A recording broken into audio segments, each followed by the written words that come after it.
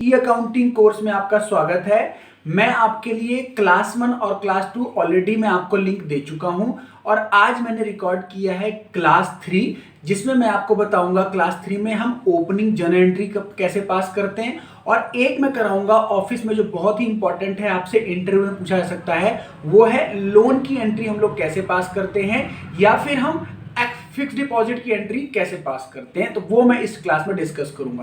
पहले मैं आपसे एक प्रॉमिस करवाऊंगा कि आप इस क्लास को देखने से पहले डिस्क्रिप्शन में एक इंपॉर्टेंट जर्नल एंट्री का प्रैक्टिस वीडियो है, जिसमें मैंने ऑलमोस्ट 70 एंट्रीज कराई हैं, जर्नल एंट्रीज। वो आप स्पीडली या आराम से जिस भी आप स्पीड में देखना चाहते हो पहले देख लो, फिर इस क्लास को शुरू करो, क्योंकि मैंने इसमें बेसिक एंट्री डिस्कस नहीं की है। राइट, तो इस वीडियो में हम लोग क्या क्या डिस्कस करने वाले हैं, ओपनिंग एंट्री कैसे पास करते हैं, लोन की एंट्री कैसे पास करते हैं, और बैंक स्टेटमेंट जो हमारे ऑफिस में हमारे पास आएगा तो उसमें हम कैसे डिपॉजिट और विड्रॉवल को देख के अपने सॉफ्टवेयर में, जैसे टैली में सिखाऊंगा, उसमें हम लोग कैसे पास करेंगे। तो ये 3 टॉपिक का सेशन है और आई होप कि आप क्लास 1, क्लास 2 और जनरल एंट्री का वीडियो देखने के बाद ये देखोगे तो आपको बेटर समझ में आएगा। तो आइए स्टार्ट करते हैं क्लास। मेरा कैश है बिजनेस में 6000, बैंक बैलेंस है 25,600, है ना। स्टॉक है 9000, मशीनरी 45,000, फर्नीचर। अब्दुल है एक डेटर, उसे पैसे लेने हैं। नीरज एक और डेटर है। लोन 50,000 मुझे पे करना है। अमित एक क्रेडिटर है 6700 का, है ना। तो ये मुझे उसने एक रफली जो है अपने बिजनेस के बैलेंसेस बताए, ठीक है, एसेट्स एंड लायबिलिटीज़ की। तो ओपनिंग एंट्री का मतलब क्या होता है, जब हम टैली में एंट्री करेंगे तो ये लेजर क्रिएशन में जब सिखाऊंगा तो हम लेजर जब क्रिएट करेंगे तो ये सब ओपनिंग बैलेंस डाल देंगे, है ना। ओपनिंग बैलेंस हम इसको पास कर देंगे। और डिफरेंस का क्या करेंगे, डिफरेंस का मतलब देखिए, एसेट डेबिट है, लायबिलिटीज़ भी हैं, डेटर भी हैं, क्रेडिटर भी हैं। तो डिफरेंस जो होगा वो कैपिटल होगा। डिफरेंस बोले तो assets is equals to liability plus capital, ये हमने पढ़ा था, है ना। तो सारे एसेट्स बराबर होंगे लायबिलिटी प्लस कैपिटल के। तो इसमें लायबिलिटी का बैलेंस जो होगा और कैपिटल का वो बराबर होना चाहिए एसेट्स के। तो फटाफट पहले तो हम इसके वो निकालते हैं, इसकी कितनी कैपिटल आ रही है ना, चेक करते हैं। देखिए, तो जब मैं इन एसेट्स का टोटल कर रहा हूँ, कैश का, बैंक का, स्टॉक का, मशीनरी का, फर्नीचर का, और ये अब्दुल डेटर है, नीरज भी डेटर है, तो इसका टोटल मेरे पास कितना आ रहा है, ये आ रहा है 1,50,100 रुपये, ठीक है। ये मेरे टोटल एसेट्स हो गए। क्लियर। अच्छा, इसी तरीके से मेरे पास लायबिलिटीज़ क्या हैं, एक लोन है और एक अमित क्रेडिटर है। इन दोनों को मैंने जोड़ा तो ये कितना हो गया, 56,700, ठीक है। अब मैंने कहा asset is equal to liability plus capital, तो टोटल एसेट्स में अगर मैं लायबिलिटी माइनस कर देता हूँ तो मेरा आता है 93,400, ठीक है। वो मेरी कैपिटल हो गई। तो फिर मैं कैपिटल का भी ओपनिंग बैलेंस डाल दूंगा टैली में, है ना। और अगर मैं यहाँ पे एंट्री की बात करूँ तो एक एंट्री कैसे पास होगी, ओपनिंग एंट्री, सारे एसेट डेबिट, ठीक है ना, सारे एसेट डेबिट टू सारी लायबिलिटी टू कैपिटल, है ना, टू कैपिटल। कैपिटल कैसे आ गया, डिफरेंस आ गया 93,400। इस तरीके से हम लोग ओपनिंग एंट्री पास करते हैं। क्लियर।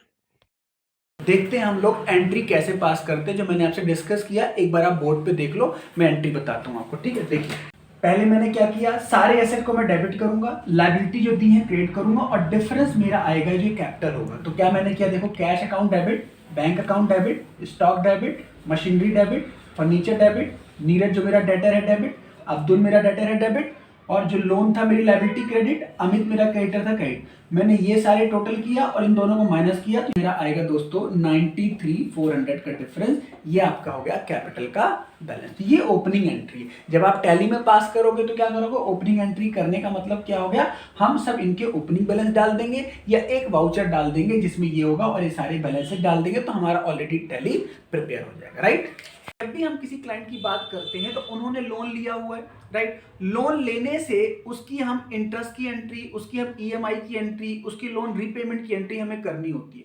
तो कभी कभी क्या होता है दोस्तों, लोन एक से ज्यादा टाइम का होता है, यानी 2-3 सालों का होता है, तो हमें तो एंट्री अभी 1 साल की समझनी है। और अगर मान लीजिए 5 सालों का लोन है तो हमें वही एंट्री को हर साल रिपीट करना होता है। तो ये वीडियो मैंने वही चीज रिकॉर्ड की है। तो पहले मैं एग्जाम्पल आपको बताता हूं, फिर मैं क्लास की रिकॉर्डिंग आपसे शेयर करूंगा जो मैंने बच्चे को लाइव पढ़ाया। देखिए, अगर मान लीजिए मैं लोन लेता हूं जुलाई के टाइम, ठीक है, हमारा फाइनेंशियल ईयर अप्रैल से मार्च होता है। क्लाइंट जरूरी नहीं है कि आपको अप्रैल में ही लोन ले, वो कभी भी लोन ले सकता है। तो जिस तारीख से आप लोन लेते हैं आपको ये देखना है कि उसका जो है ईयर एंड क्या है। ईयर एंड तो हमेशा मार्च ही होता है, तो जिस तारीख को आप लोन लेंगे वहां से आपका इंटरेस्ट ड्यू हो जाता है और आप उसको पे करते हो 1 साल बाद। ठीक है, तो 1 साल बाद जब हम इंटरेस्ट पे करेंगे तो हम क्या करेंगे, 31 मार्च पे दोस्तों हमें इंटरेस्ट की एंट्री करनी होती है, क्योंकि आपका ईयर एंड हो चुका है। तो वहां पे एक एंट्री पास करोगे आप, उसे बोलते हैं ड्यू। ड्यू का मतलब होता है आप अपने पीएनएल में दिखाओगे इंटरेस्ट हमें ड्यू हो गया। तो इंटरेस्ट ड्यू की एंट्री क्या होती है, मैं आपको समझा रहा हूं, फिर स्क्रीन में आपको पूरा नोट करवा दूंगा। पहले हम एंट्री क्या पास करते हैं, interest on loan debit to interest payable, right. Interest payable यानी आपको लोन का इंटरेस्ट देना है, और जब वो 1 जुलाई दोबारा आएगी 1 साल बाद, तो वहां पे आप उसको पे कर दोगे। तो अगर मैं बात करूं तो स्टार्टिंग से क्या एंट्री होगी, देखिए मैंने लोन लिया तो एंट्री क्या होगी, bank account debit to bank loan.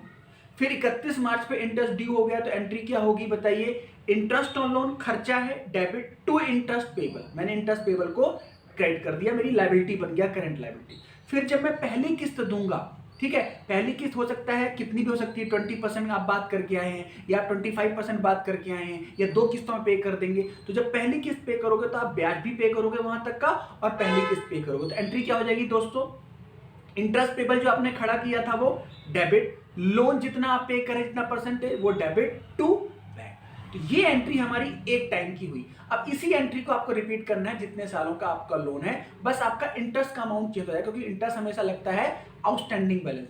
मैंने क्या बोला, इंटरेस्ट का अमाउंट चेंज होगा, entry will be remain same, और आपका इंटरेस्ट अमाउंट किस पे निकलेगा, on your outstanding loan amount. यही मैंने एक कोशिश की इस वीडियो में समझाने की। तो आइए मैं आपको शेयर करता हूं अब एक लाइव सेशन का वीडियो, और आई होप आपको समझ में आएगा। Let's start.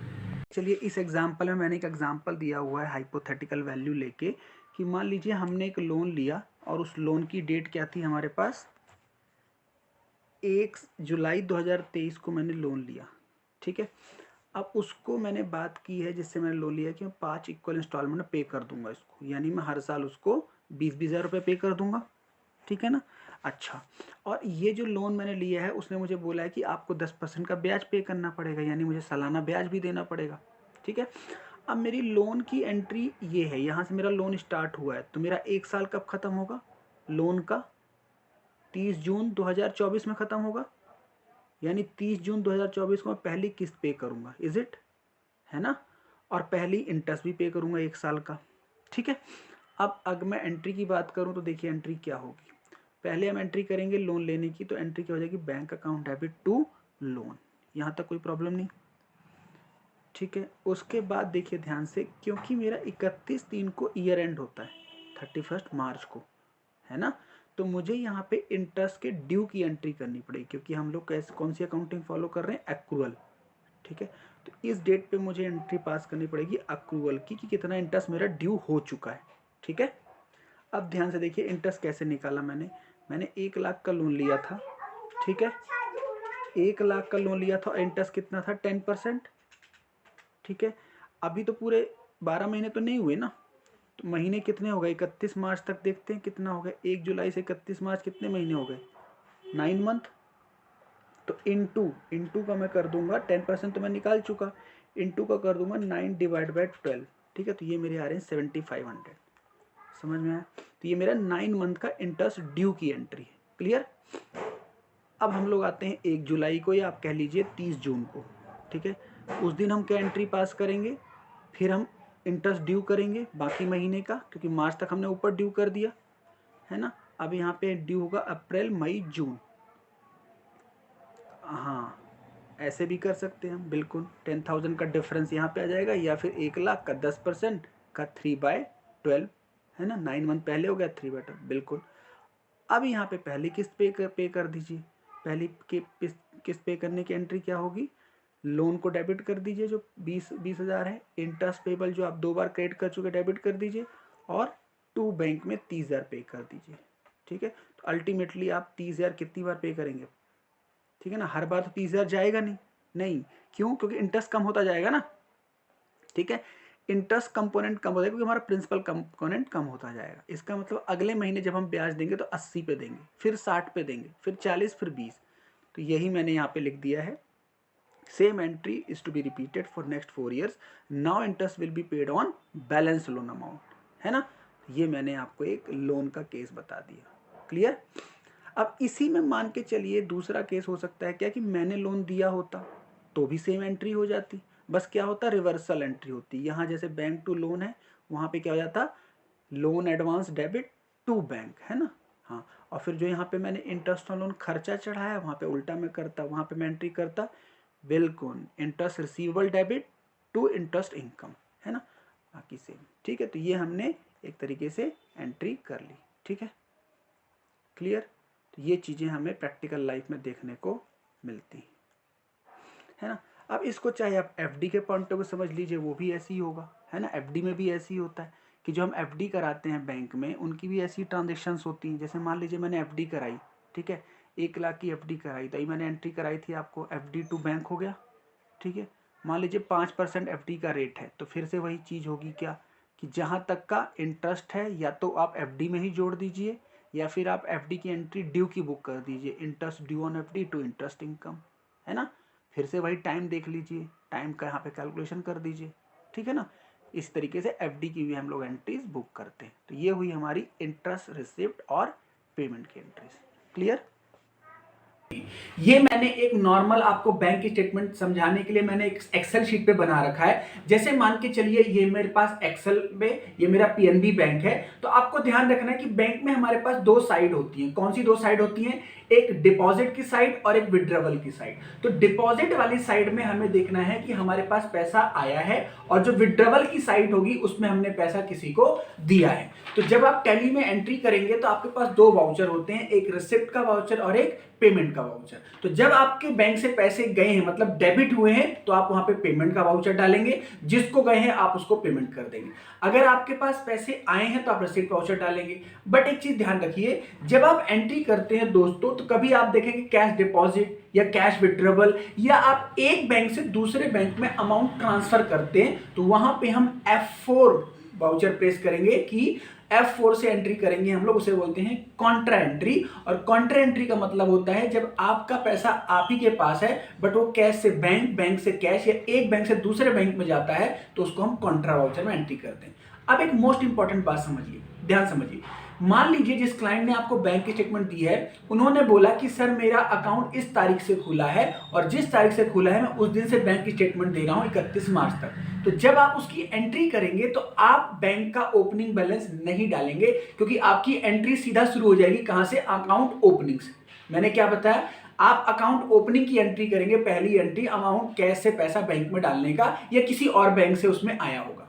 दूसरी बात, अगर उनका बैंक ऑलरेडी चल रहा है यानी पहले से ओपन है और आप एंट्री शुरू कर रहे हैं, तो आप उसका ओपनिंग बैलेंस डालेंगे, क्योंकि आप उनकी एंट्री फर्स्ट टाइम कर रहे हैं, राइट। तो ओपनिंग बैलेंस आप डालेंगे, देख लीजिएगा कि उनका ओपनिंग बैलेंस कितना था। बैंक स्टेटमेंट में क्लियरली पता हो जाता है कि ओपनिंग बैलेंस क्या है, राइट। तो कुछ चीजें मैंने क्लास में ही डिस्कस की हैं, तो वो स्क्रीन में आपको दिखा रहा हूं कि मैंने स्टेटमेंट आपको प्रैक्टिकली दिखाया है और कैसे मैं उसमें एंट्री ओपनिंग बैलेंस डालना सिखा रहा हूं। आइए शुरू करते हैं क्लास की रिकॉर्डिंग। यस, ये जैसे मान लीजिए मेरे एक क्लाइंट का बैंक स्टेटमेंट है। मान के चलते हैं कोई भी एक क्लाइंट है, जैसे मान लीजिए ये क्लाइंट की शॉप का नाम हो गया, है ना, क्लाइंट की शॉप का नाम हो गया, ये उसका एड्रेस हो गया और पता चल गया मुझे उसका आरबीएल बैंक है। ठीक है, अब उसकी बैंक की स्टेटमेंट आ गई है और मुझे उसने बोला कि सर इसको आप मेरी टैली में एंटर कर दीजिए। ठीक है, तो एंटर करेंगे हम लोग। तो जब भी हम टैली का लेजर खोलेंगे तो वहाँ पर मैं फिर से आपको ये पूरी स्टेटमेंट चढ़वाऊँगा। ठीक है ना, पूरी स्टेटमेंट से हम समझ जाएंगे किस तरीके से प्रैक्टिकली हमारी टैली में बैलेंस शीट पीएनएल बन जाते हैं by help of bank statement. अब जब बैंक स्टेटमेंट आप निकालोगे तो हर बैंक का परफॉर्मा अलग अलग हो सकता है ना। जैसे इस बैंक ने ऐसे समझाया, देखिए ये बैंक कहता है ये ट्रांजेक्शन डेट है, ये वो नरेशन लिखता है ना, जो कि थोड़ा सा समझनी पड़ती है। चेक नंबर है तो चेक आईडी हो गया, वैल्यू डेट हो गया, विड्रॉवल अमाउंट, मेन चीज़ हमें देखना है विड्रॉवल और डिपॉजिट, है ना। तो विड्रॉवल मतलब ये पेमेंट्स करी हैं उसने और ये डिपॉजिट्स हैं, है ना, और ये उसके बैलेंस आ गए। चीज़ आपको ध्यान से देखनी है कि ये जो बैंक है इसका ना, ये आप देखिए बॉटम टू टॉप है या टॉप टू बॉटम है, मतलब हमें ऊपर से नीचे तरफ देखना है या नीचे से ऊपर तरफ, कैसे पता चलेगा? देखिए इसकी डेट नीचे कम हो रही है ना, 27, है ना, इस तरीके से नीचे। इसका मतलब इसकी स्टेटमेंट नीचे से हमें ऊपर देखना है कि हमें इसकी स्टार्टिंग जो एंट्रीज करनी है फ्रॉम बॉटम टू टॉप। तो मैं सबसे बॉटम में जाऊंगा इस स्टेटमेंट की और स्टार्टिंग से देखूंगा कि हमारे पास क्लाइंट का जो बैंक स्टेटमेंट है कहाँ से आया है, या फिर जहाँ से हम मांगेंगे वहाँ से वो शुरू करेंगे, है ना। या तो हम उससे बोलेंगे भैया आप अप्रैल से हमें मार्च तक की स्टेटमेंट दे दो, या किसी पर्टिकुलर मंथ का मंगाना होगा तो उस मंथ का मंगा लेंगे, है ना।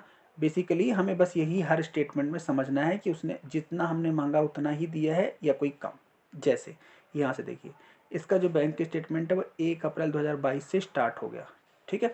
अब मुझे ये देखना है फिर से, जो मैंने आपको बताया था, अब ये देखना पड़ेगा कि ये बैंक स्टेटमेंट जो है पहले से चलती आ रही है या नया अकाउंट खुला है, कैसे पता चलेगा। देखिए, पहले से चलता आ रहा होता तो जितने पैसे यहाँ प्लस माइनस होते, क्लोजिंग बैलेंस भी तो यही आता, लेकिन यहाँ तो क्या हो रहा है, 27,500 रुपये विड्रॉ हुए हैं और बैलेंस होके 20 लाख कुछ बनता है। इसका मतलब ये बैलेंस, बैंक बैलेंस पहले से चला आ रहा है। तो इसका मतलब जब मैं एंट्री करूँगा इस ट्रांजेक्शन की, तो इसका मैं ओपनिंग बैलेंस डालूंगा बैंक का, क्योंकि इससे पहले सपोज मैंने नहीं चढ़ाई बैंक स्टेटमेंट, है ना। तो इसकी एंट्री मैं कैसे करूँगा, ये अमाउंट माइनस होने के बाद इतना आया ना, है ना। तो इसका मतलब ओपनिंग बैलेंस कितना रहा होगा, दिस वैल्यू प्लस दिस। फिर इसके बाद हम एंट्री शुरू कर देंगे 1 अप्रैल से, यहाँ से हम एक एक एंट्री करेंगे। अब एग्जाम्पल के तौर पे मैं कुछ समझा देता हूँ कैसे शुरू करेंगे। जैसे ये मुझे पता है 27,500 रुपये पैसे गए हैं, है ना, पैसे गए हैं। किसको गए हैं, KR मंगला, नाम आ गया। अब दिमाग ये लगाना है कि सर ये कोई पार्टी लग रही है, क्या लग रहा है भाई। KR मंगला का मतलब मुझे तो लग रहा है KR मंगलम स्कूल है। नहीं नहीं, ध्यान समझिए, KR मंगला या KR मंगलम स्कूल है ना। तो मुझे ऐसा लगता है, देखिए KR मंगला पार्टी बना सकते हैं, लेकिन KR मंगला हमें दिमाग लगाना है, ये रिलेटेड टू स्कूल लग रहा है। तो इसका मतलब हो सकता है फीस वगैरह गई है क्लाइंट की, अपने बच्चों की, किसी की, है ना। तो इसको मैं ड्राइंग्स में डालूंगा, यानी मैं पहले अपना दिमाग लगाऊंगा। लेकिन मैं अगर लगता है मेरे दिमाग से गलत हो सकता है तो सिंपली आप पार्टी क्रिएट कर दीजिए, है ना, और उसको फिर बाद में जब क्लाइंट आएगा क्लियर कर दीजिए। अब जैसे मैंने बोला पार्टी क्रिएट करनी है, तो पार्टी कैसे क्रिएट करोगे आप, पैसे गए हैं तो इसको पार्टी बना दीजिए KR मंगला को, और क्रेडिटर में इसको कर दीजिए। पैसे आए हैं ऊपर वाले से सबूर आलम, तो इसको आप डेटर बना दीजिए। तो जिससे आए हैं डेटर, जिससे गए हैं क्रेडिटर, ठीक है ना। लेकिन जिससे क्लियर हो रहा है तो ड्राइंग्स कर दीजिए। अब जैसे कुछ एंट्रीज में आपको दिखाता हूँ, पैसे गए हैं, लेकिन ये थोड़ा ना मैं सबको डेटर क्रेडिटर बना दूंगा। देखिए जैसे मान लीजिए ये है, ये वाला देखिए, दिस वन, ये क्या है, दिस वन BSES। अब नाम से पता चल गया, ये तो बिजली का बिल है ना, ठीक है। तो BSES तो कोई पार्टी नहीं है, तो ये क्या है, एक्सपेंस है। तो इसका मतलब ये इलेक्ट्रिसिटी एक्सपेंस है। तो इसकी मैं एंट्री क्या करूँगा, electricity expense debit to bank. Clear है ना। इस स्टेटमेंट से हम ये सब सीखने को मिलेगा, और जब हम बहुत सारी स्टेटमेंट डाल देंगे अपने ऑफिस में तो हमें फेयर आइडिया लग जाता है, ठीक है ना। क्लियर।